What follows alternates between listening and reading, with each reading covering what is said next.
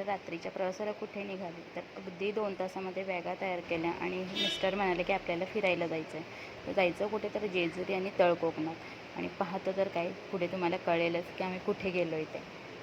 रांजणगाव सोडल्यानंतर आहे ना, पुढे गेल्यानंतर एका ठिकाणी थांबलो. तिथे सुकून चहा म्हणून होता आणि रात्रीचे 2 वाजलेत. मस्त असा चहा घेतला. सगळ्यांनी चहाचा आनंद घेतला.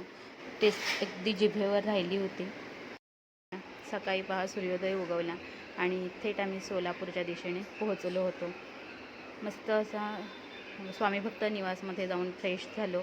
त्यानंतर मग म्हटलं अगोदर नाश्ता करूयात, कारण रात्रभर प्रवास केलेला, भूक खूप लागलेली. सगळ्यांनी मिसळपावचा आनंद घेतला आणि त्यानंतर मग गंमत अशी झालेली की ह्यांनी मला सांगितलंच नव्हतं की अक्कलकोटला जायचं. हे मला म्हटलं की जेजुरीला जायचं आणि तळकोकणात जायचं आहे. मी पण म्हटलं चला चाललो आहे तर जाऊयात कुठेतरी.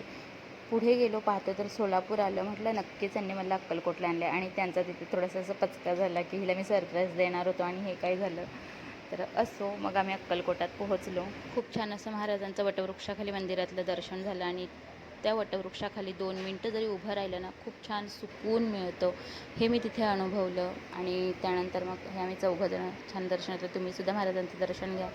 आणि पुढे मग गेलो समाधी मठाकडे, जिथे चोळप्पा महाराजांच्या वाड्यामध्ये स्वामी महाराज आपले भरपूर वर्ष वास्तव्यास होते. तिथे गेलो. तिथेसुद्धा छान दर्शन झालं. तर आरती मिळाली, महाराजांना वाण दिलं. आणि इथे आतमध्ये चोळप्पा महाराजांच्या घरामध्ये महाराजांनी हाताळलेल्या वस्तू, तिथले जी देवपूजा वगैरे आहे ती पाहावयास मिळाली.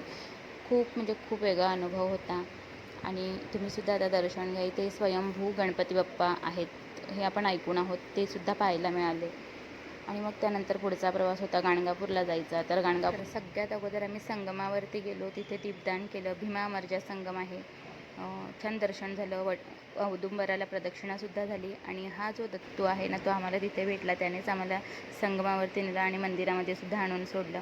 खूप काही अनुभवायला मिळालं. नक्कीच अनुभव तुमच्यासोबत शेअर करेल मी एखाद्या तरी व्हिडिओमध्ये. आणि दत्त महाराजांचं सुद्धा छान दर्शन झालं. व्हिडिओ पाहिल्याबद्दल सगळ्यांचे मनापासून धन्यवाद.